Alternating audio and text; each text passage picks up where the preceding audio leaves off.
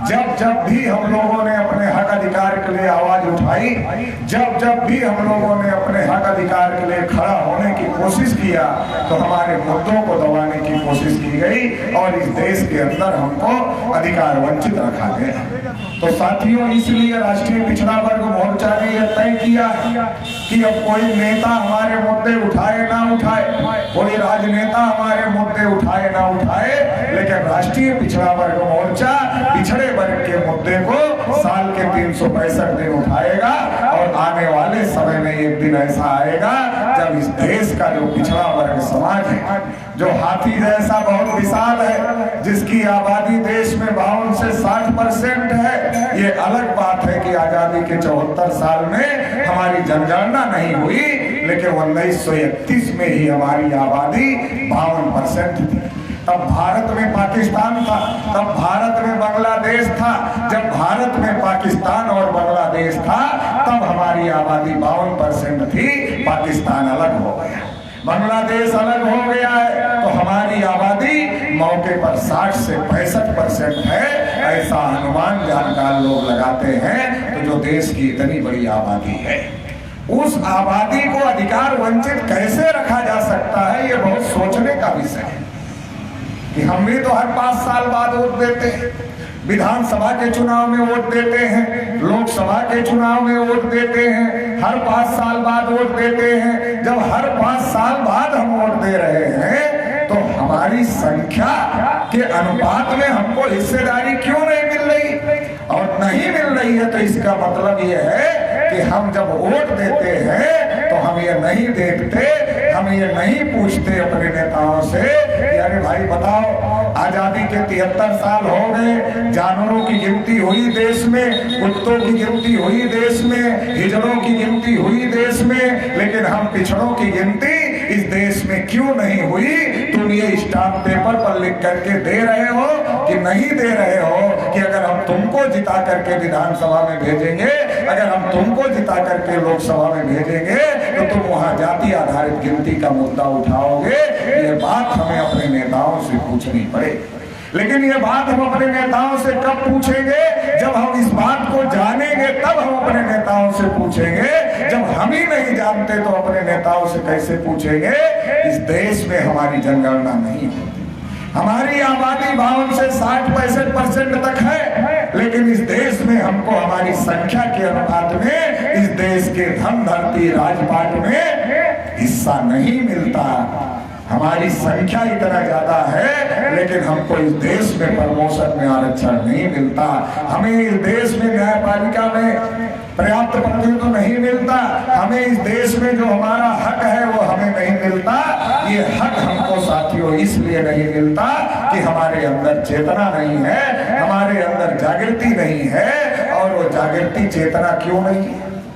वो जागृति चेतना इसलिए नहीं है क्योंकि हम तो जातियों में बटे हुए लोग, 6000 जातियों में बटे हुए लोग हैं, और 6000 जातियों में हम अपने आप नहीं बट गए, बांटे गए लोग हैं। जिन लोगों को बांटने में फायदा है वो बांट रहे हैं, वो खुद बांट रहे हैं और दूसरे को टुकड़े टुकड़े गैंग बोलते, खुद ही बांट रहे हैं और दूसरे को टुकड़े टुकड़े गैंग बांट रहे बोल रहे हैं। इस देश में जब पिछड़े वर्ग के लोगों का शासन था, अगर मौर्य का साम्राज्य आप उठाकर देखो तो अफगानिस्तान तक भारत की सीमाएं थी।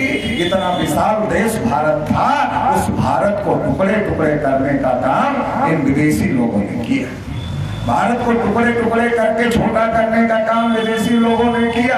ये जो भारत का समाज था, मूल निवासी बहुजन समाज, इस समाज को विघटित करने का, इस समाज को विभाजित करने का, इस समाज को 6000 जातियों में टुकड़े टुकड़े बांटने का काम भी इन्हीं विदेशी ब्राह्मणों ने किया।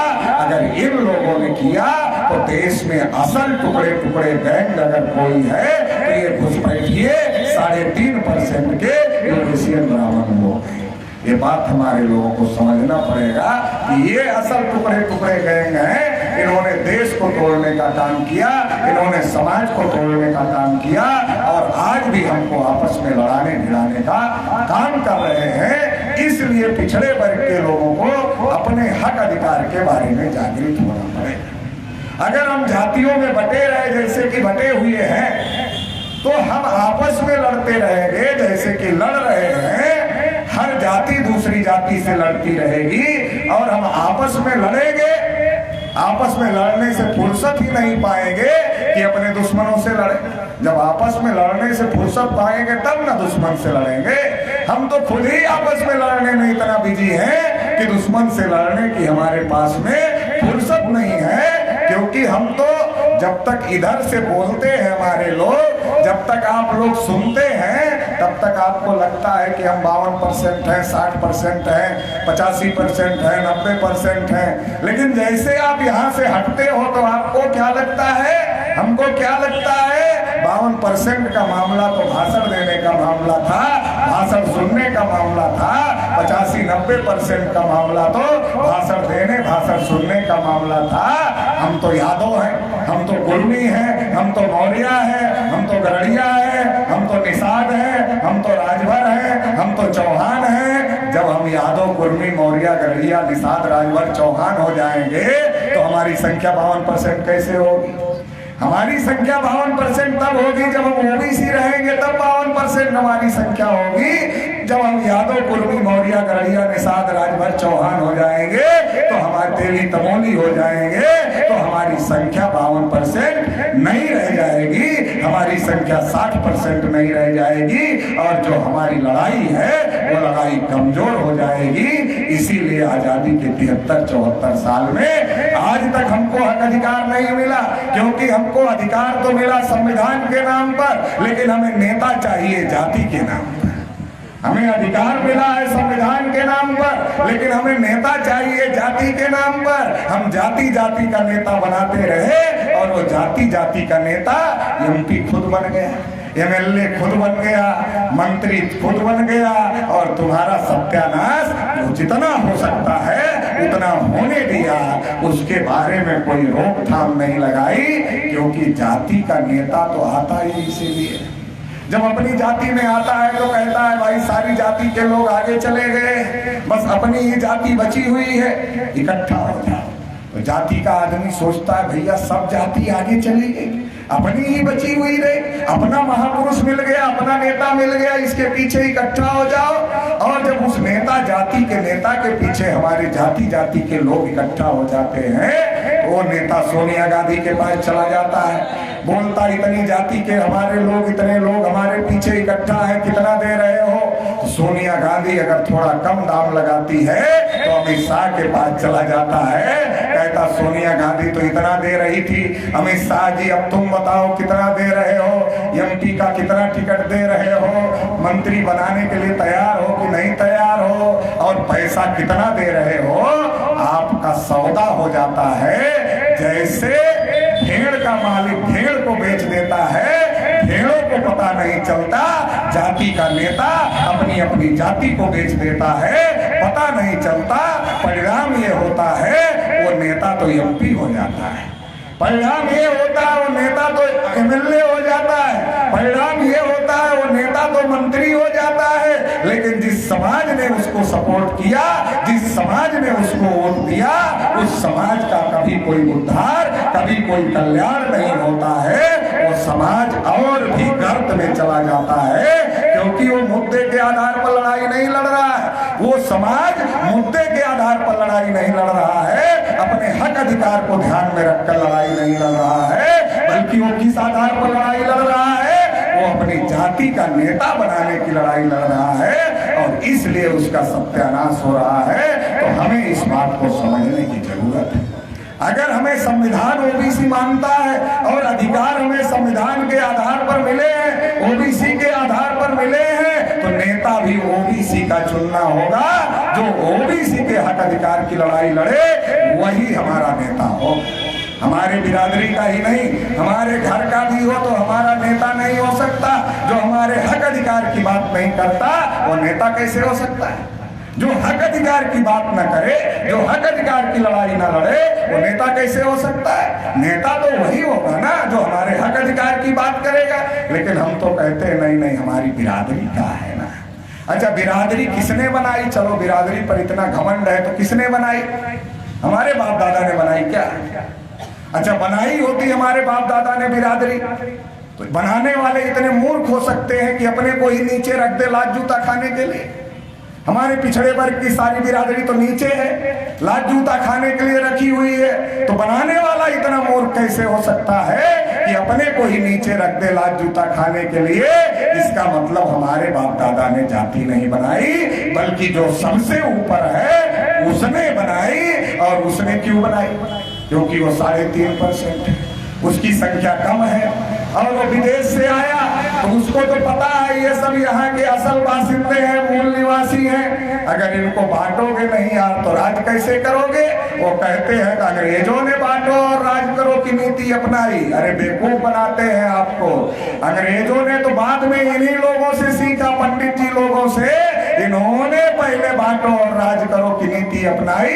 इस देश को 6000 जातियों में बांटने का काम किया, हर जाति की अलग पहचान दिया, हर जाति का अलग नाम दिया, हर जाति का अलग काम दिया। कोई जाति सबसे ऊपर है, कोई जाति उसके नीचे है, कोई जाति उसके नीचे है, कोई जाति सबसे नीचे है। अब ऊपर वाले को 2 जूता पड़ रहा है, वो ऊपर नहीं देख रहा, नीचे देख रहा है कि मेरे से नीचे वाले तो 4 पड़ रहा है, इसको 4 पड़ रहा है, ये सोच रहा मेरे से नीचे वाले तो 8 पड़ रहा है। जिसको 8 पड़ रहा है वो सोच रहा है मेरे नीचे वाले को 16 पड़ रहा है। और सबको ऊपर से वो तड़ातड़ लगा रहा है और सब नीचे देख रहे हैं। ये व्यवस्था जिसने बनाई ये उसी के फायदे में है। आप जितना जाति जाति पर गर्व करोगे उतना ही गर्त में जाओगे, उतना ही नीचे जाओगे, उतना ही तुमको हक अधिकार नहीं मिलेगा। और पिछड़े वर्ग के लोग सबसे ज्यादा जाति पर गर्व करते हैं। कोई यादव क्षत्रिय बना घूम रहा है, कोई कुर्मी क्षत्रिय बना घूम रहा है, कोई मौर्य क्षत्रिय बना घूम रहा है, कोई पाल निषाद राजभर क्षत्रिय बना घूम रहा है। अरे इन्होंने तो छत्रपति शिवाजी महाराज को नहीं बख्शा। छत्रपति शिवाजी महाराज जैसे प्रतापी राजा का राज तिलक पैर के अंगूठे से किया।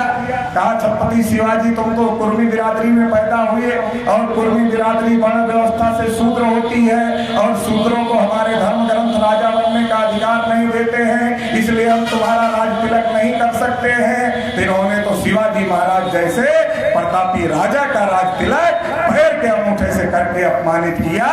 जिन्होंने शिवाजी महाराज को नहीं बख्शा वो तुमको बकसने वाले हैं, हमको बकसने वाले हैं, बिल्कुल नहीं बकसने वाले हैं। हमें सावधान रहने की जरूरत है। हमें समझने की जरूरत है कि इस देश में जब अंग्रेज नहीं आए थे, इस देश में जब मुगल नहीं आए थे, तब इस देश में 3.5% के ये यूरेशियन ब्राह्मण आए थे, जो कि डीएनए रिपोर्ट से प्रमाणित हो गया है कि ये यूरेशियन लोग हैं। और इन्होंने इस देश में वर्ण व्यवस्था बनाई, इन्होंने इस देश में वर्ण व्यवस्था बनाई। जो पिछड़े वर्ग के लोग हैं उनको शूद्र घोषित किया, जो शेड्यूल कास्ट के लोग हैं उनको अछूत घोषित किया और पिछड़े वर्ग के लोगों को धन संपत्ति रखने से रोक लगाई, बोलने और सुनने पर रोक लगाई, कुर्सी पर बैठने से रोक लगाई, अस्त्र उठाने से रोक लगाई। आप लोगों ने एकलव्य की कहानी सुनी होगी। एकलव्य गुरु द्रोणाचार्य के पास जाते हैं, गुरु द्रोणाचार्य को कहते हैं गुरु जी हमें धनुर्विद्या सिखा दो।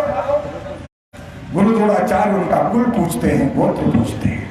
और जैसे ही गुरु द्रोणाचार्य को पता चलता है तो पिछड़े वर्ग का आदमी है, द्रोणाचार्य तुरंत कहते हैं तुम्हारे लिए धनुर्विद्या नहीं है। एकलव्य ने ठान लिया कि मुझे तो धनुर्विद्या सीखना ही है। स्वतः अभ्यास करते करते करते करते एकलव्य दुनिया के सबसे बड़े धनुर्धर हो गए। जो विद्या एकलव्य को आती थी वो द्रोणाचार्य को नहीं आती थी। द्रोणाचार्य संकट में फंस गए कि जो मुझे नहीं आता वो एकलव्य को कहां से आ गया। द्रोणाचार्य ने क्या किया, एकलव्य का दाहिने हाथ का अंगूठा दक्षिणा में ले लिया।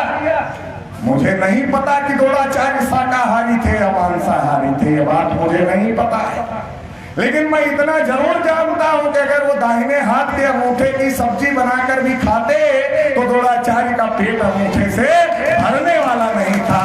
इसका मतलब खाने और चबाने के लिए अंगूठा नहीं लिया गया था, बल्कि अंगूठा लेने का मकसद और था।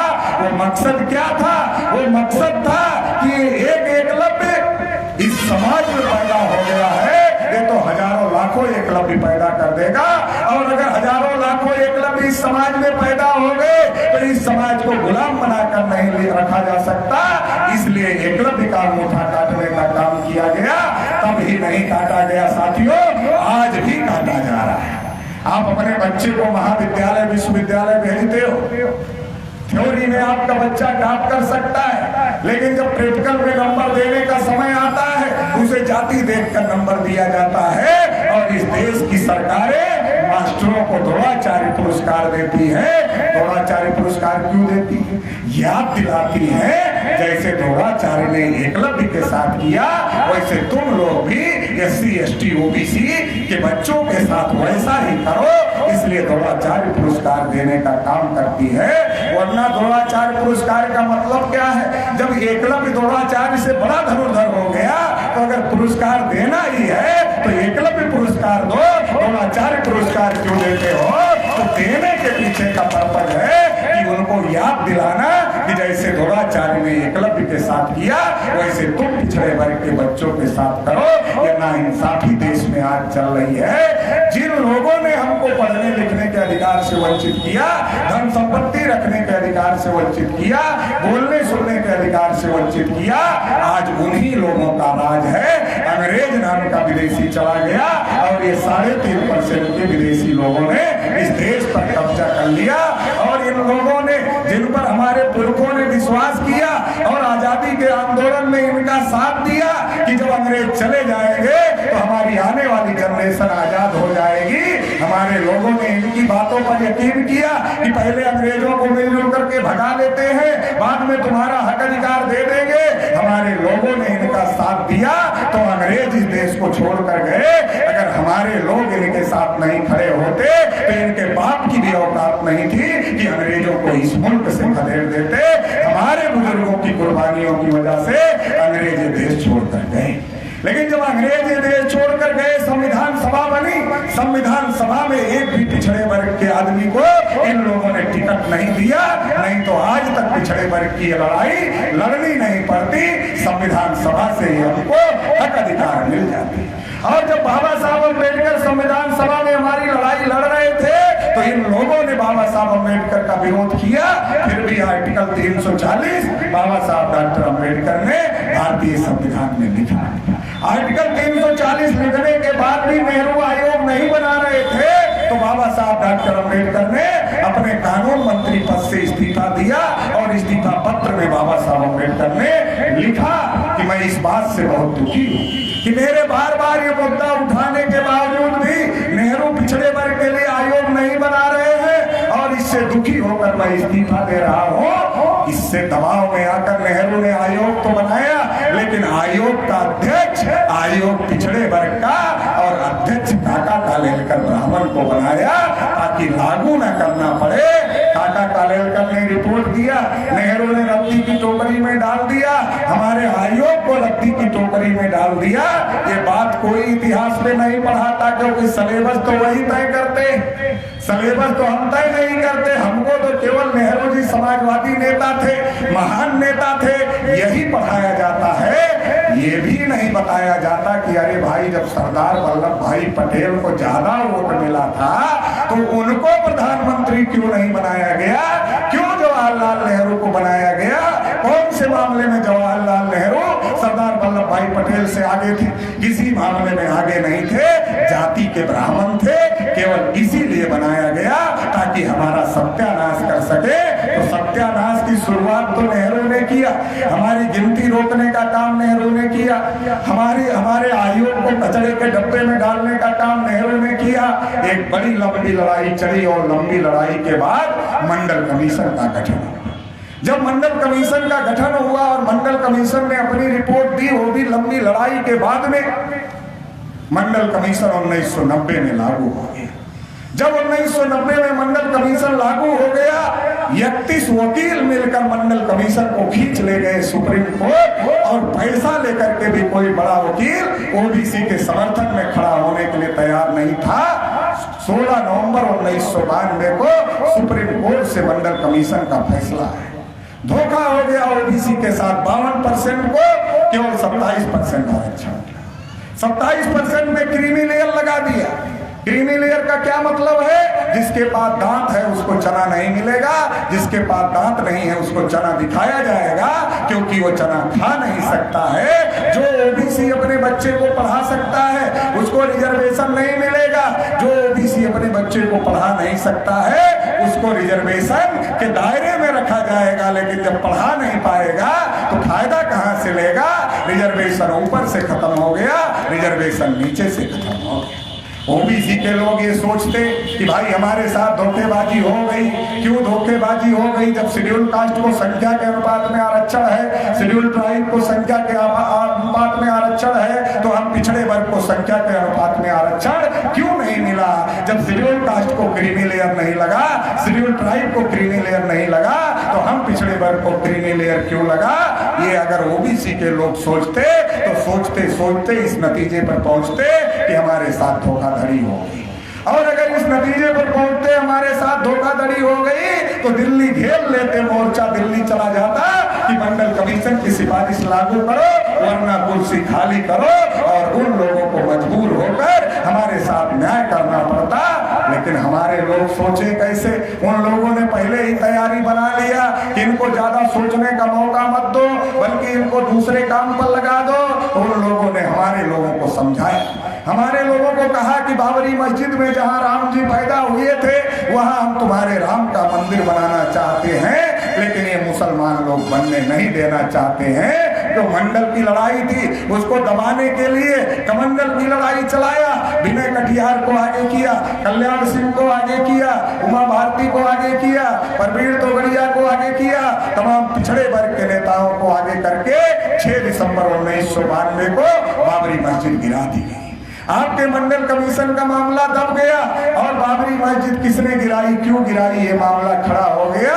हमारे बहुत सारे पिछड़े वर्ग के लोगों ने सोचा कि अरे भाई हमने तो बाबरी मस्जिद गिरा दिया है, हमने तो मुसलमानों का किला फतह कर लिया है। अरे कोई किला तुमने नहीं फतह कर लिया है, तुमने अपनी आने वाली जनरेशन को गर्त में डालने का काम कर दिया है। क्यों?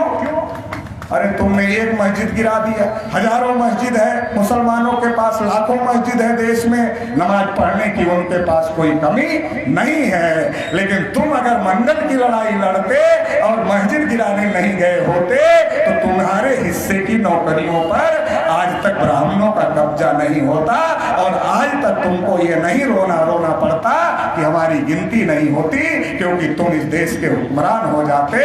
और जब तुम इस देश के हुक्मरान हो जाते तो तुम ही न्याय कर लेते, फिर भीख मांगने की जरूरत नहीं पड़ती। लेकिन साथियों, जागृति और चेतना नहीं। अब मंदिर के समर्थन में सुप्रीम कोर्ट का फैसला आ गया। नरेंद्र मोदी जी देश के प्रधानमंत्री हैं, अपने को पिछड़े वर्ग का कहते हैं, उन्होंने ट्रस्ट बना दिया। ट्रस्ट में एक भी पिछड़े वर्ग के आदमी को नहीं रखा। अरे मस्जिद गिराने के लिए तो हम बहुत अच्छे वाले हिंदू थे, अभी ट्रस्ट में रखने के लिए हम अच्छे वाले हिंदू नहीं है। एक भी आदमी को नहीं रखा जहां मलाई खाना है। हम लोग पहले ही कह रहे थे कि मंदिर बन जाएगा, पिछड़े वर्ग के लोगों तुमको घंटा बजाने के लिए भी नहीं रखा जाएगा, तो घंटा बजाने के लिए भी ट्रस्ट में नहीं रखा। कम से कम 1 घंटा बजाने के लिए रखते, वो भी रखने का काम नहीं किया। लेकिन अभी चंदा मांगना है तो सबसे ज्यादा पिछड़ों की बस्तियों में आ रहे हैं, तो पिछड़े वर्ग के लोगों कह दो कि जिनको ट्रस्ट में रखा है चंदा भी उन्हीं से ले लो। ना हमें ट्रस्ट में रखा, ना हमें चंदा देना है, उन्हीं से चंदा ले लो। जिनको ट्रस्ट में रखा हमें चंदा नहीं देना है। पिछड़े वर्ग के लोगों को भी बोल देना चाहिए। रामनाथ कोविंद जी जब पुष्कर के मंदिर में गए तो उनको धक्का मार दिया, कहा तुम अच्छे हिंदू नहीं हो। लेकिन जब चंदा की शुरुआत करनी हुई तब तो सबसे बढ़िया वाले हिंदू है देश में, पहले नंबर के हिंदू रामनाथ कोविंद जी हैं। ये जो साजिश हमारे साथ हो रही है, जब वोट लेना हो तब हम अच्छे वाले हिंदू, जब मुसलमानों से लड़ना हो तब हम अच्छे वाले हिंदू, और जब हम अपने हक अधिकार की बात करें तब हम हिंदू ही नहीं रहते हैं। तब तो हम यादव, कुर्मी, मौर्य, गरजिया हो जाते हैं, चमार, पासी, धोबी, खतीब हो जाते हैं। ये साजिश इस देश में चल रही है। साथियों, हमें बेवकूफ बनाया जा रहा है।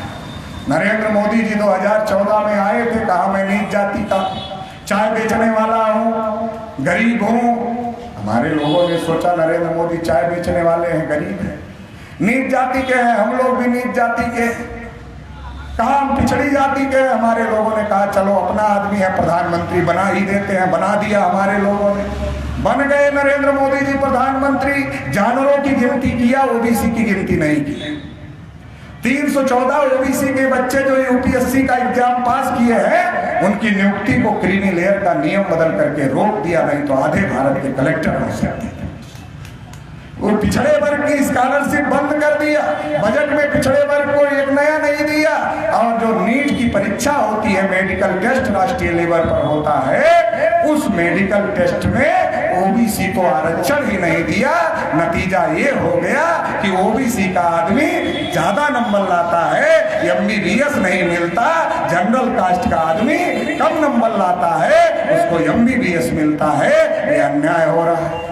2017 का चुनाव है, भारतीय जनता पार्टी के लोग जिस बिरादरी में जाते थे उसी को मुख्यमंत्री बनाने लगे।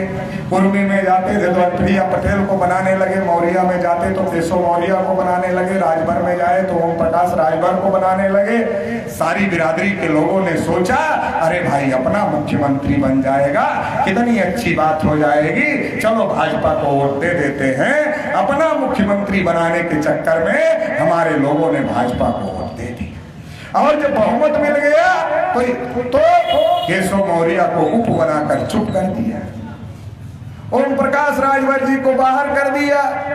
अनुप्रिया जी चुपचाप है, किसी तरीके से टिकी हुई है, बोलने का कोई मामला बचा ही नहीं है। जो सेंटर में मंत्री पद था वो भी चला गया। तो कहने का मतलब ये है कि हमारे लोगों का चेहरा दिखाकर हमारा वोट ले लिया।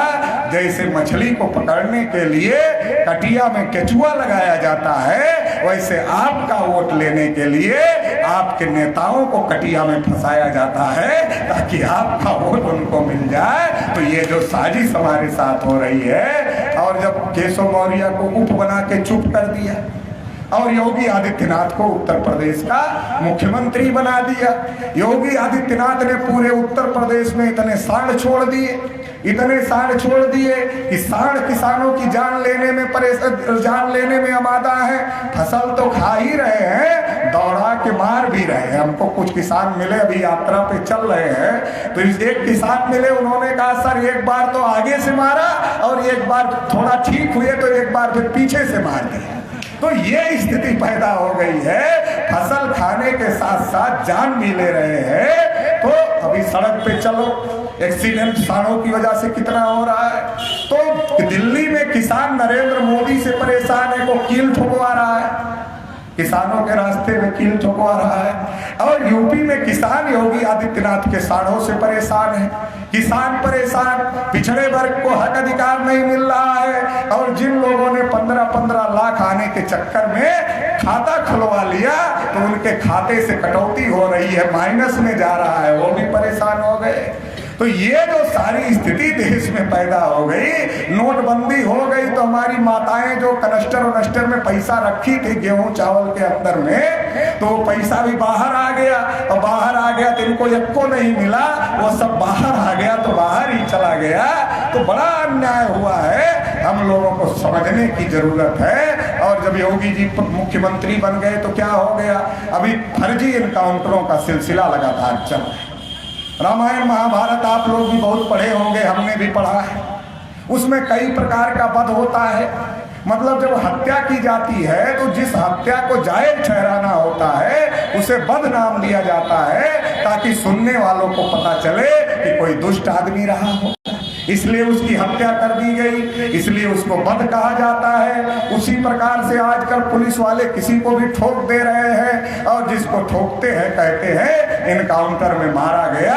तो इनकाउंटर में मारा गया जब ये खबर अखबार में छपती है तो हमारा आदमी सोचता है बहुत बड़ा डकैत रहा होगा, पुलिस के ऊपर गोली चलाई होगी, पुलिस ने बचाव में उसको मारा होगा, इसलिए उसकी हत्या हो गई। ऐसा कुछ नहीं है, पकड़ते हैं और शूट कर देते हैं। सैकड़ों फर्जी इनकाउंटर हो रहे हैं और पिछड़ी जातियों के सबसे ज्यादा हो रहे हैं। जब पिछड़ी जातियों के ज्यादा इनकाउंटर होने लगे, ज्यादा इनकी जमीनों पर कब्जा होने लगा, ज्यादा इनकी हत्याएं होने लगी, हम लोगों ने पिछड़े वर्ग के ऊपर अन्याय बढ़ रहा है उत्तर प्रदेश में। जब ये आवाज उठाना शुरू किया तो ब्राह्मणों ने प्लान बनाकर ये आवाज उठाया, नहीं ब्राह्मणों का बहुत उत्पीड़न हो रहा है, नहीं, उनका बहुत हो रहा और हमारा दबा दिया।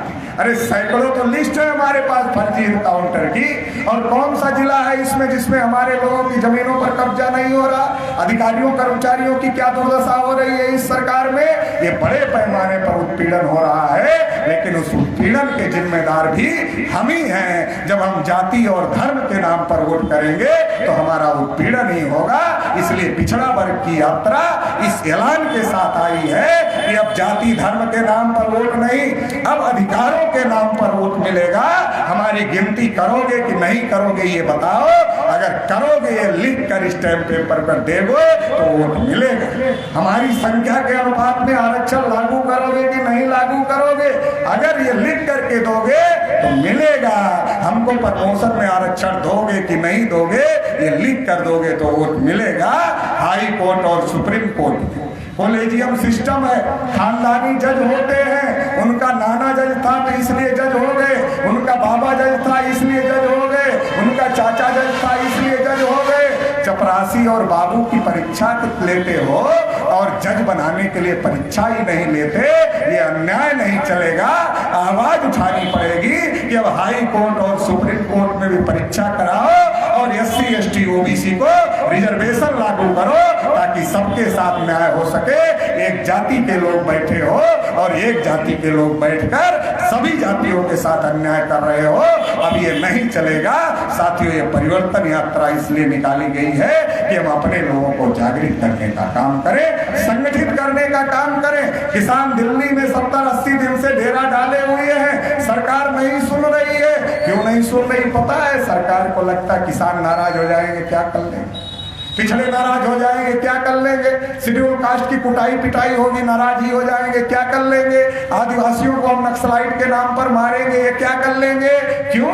क्योंकि अब तो वोट का अधिकार हमारे EVM मशीन में हो गया ना। अभी इनके वोट का कोई ज्यादा वैल्यू नहीं रह गया है, अभी तो EVM मशीन से जीतना है। 8 अक्टूबर 2013 को सुप्रीम कोर्ट ने निर्णय दिया है EVM से फ्री फेयर ट्रांसपेरेंट चुनाव नहीं हो सकता, इसलिए EVM का भी बंदोबस्त करना पड़ेगा और इन बदमाशों का भी बंदोबस्त करना पड़ेगा।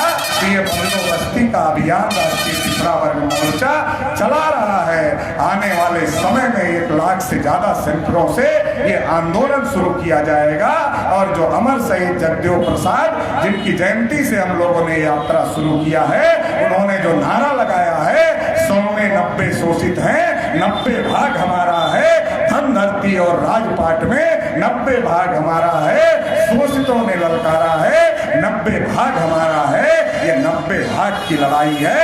ये लड़ाई अगर आज नहीं लड़ोगे तो आपकी आने वाली जनरेशन अडानी और अंबानी की गुलाम हो जाएगी। क्योंकि नरेंद्र मोदी ने कहा, नरेंद्र मोदी ने क्या कहा? नरेंद्र मोदी ने कहा देश नहीं बिकने दूंगा मगर रेलवे नहीं बचने दूंगा, देश नहीं बिकने दूंगा मगर BSNL नहीं बचने दूंगा, देश नहीं बिकने दूंगा मगर एयरपोर्ट रेलवे स्टेशन नहीं बचने दूंगा, देश नहीं बिकने दूंगा।